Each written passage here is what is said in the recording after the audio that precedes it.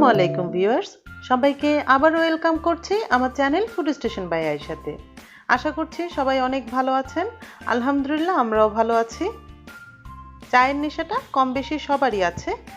চা বলতে আগে শুধু দুধ চা আর লিকার চাকে বোঝানো হতো, এখন কিন্তু এই চায়ের মধ্যে অনেক ভেরিয়েশন এসছে। আমি চেষ্টা করব আমার চ্যানেলে এই চায়ের রেসিপিগুলো আস্তে আস্তে আপলোড করে দিতে। তো আমি আজকে নিয়ে এসেছি মাল্টা চা। আমি আজকে 4 কাপ পরিমাণ মাল্টা চা বানাবো, সেজন্য 5 কাপ পরিমাণ পানি দিয়ে দিয়েছি, আর তাতে দিচ্ছি 2টো এলাচ, 1 খণ্ড দারুচিনি, আর দিচ্ছি 4-5টার মতো লং। এখন 4 কাপের জন্য 4 চা চামচ পরিমাণ চিনি দিব। চিনিটা আপনাদের স্বাদ অনুযায়ী বাড়িয়ে কমিয়ে নিতে পারেন। পানিটা ফুটতে থাকুক আর আমি এর মধ্যে দেখিয়ে দিচ্ছি মাল্টা চা বানাতে আর কি কি লাগছে। আমি একটা বড় সাইজের মালটাকে 8 খণ্ড করে কেটে নিয়েছি, আর একটা লেবুকেও এমন ছোট করে কেটে নিয়েছি, আর এই 2টো কাঁচামরিচকে খুব কুচি করে নিব, আর কিছু পুদিনা পাতা এগুলোকেও আমি কুচি করে নিব, আর লাগবে আমার কিছুটা বিট লবণ। এরই মাঝে আমার পানিটা ফুটে 4 কাপ পরিমাণ হয়েছে। এখন আমি এতে দিয়ে দিচ্ছি আধা চা চামচ বিট লবণ আর আধা চা চামচ পরিমাণ চা পাতা। এই চা পাতাটা দিয়ে 1 মিনিটের মতো ফুটানোর পরে আমি ঢাকনা দিয়ে ঢেকে রাখবো 2 মিনিটের জন্য, আর চুলার আঁচটা বন্ধ করে দিব। আর এই যে ঢাকনার ছিদ্রটা আছে আমি এটাও বন্ধ করে দিচ্ছি, যাতে করে ভেতরে বাষ্পটা বের হতে না পারে।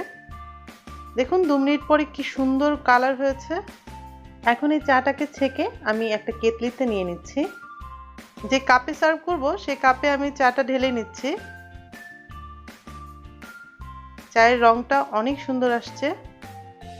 এখন প্রতিটা কাপে আমি 1 টুকরো করে লেবু চিপে রসটা দিয়ে দিচ্ছি, কারণ মালটার টেস্টটা মিষ্টি, চায়ের মধ্যে একটু টকের টেস্ট আনার জন্যই আমি লেবুটা দিচ্ছি।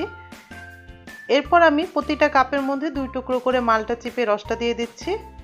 এখন সামান্য কাঁচামরিচ কুচি আর সামান্য পুদিনা পাতা কুচি দিয়ে একটু নেড়ে নিলেই হয়ে যাবে মালটা চা। কাঁচামরিচ আর পুদিনা পাতা দেওয়াটা একদমই অপশনাল, সেটা স্বাদ অনুযায়ী আপনারা না দিলেও পারেন। এই তো হয়ে গেল মালটা চা।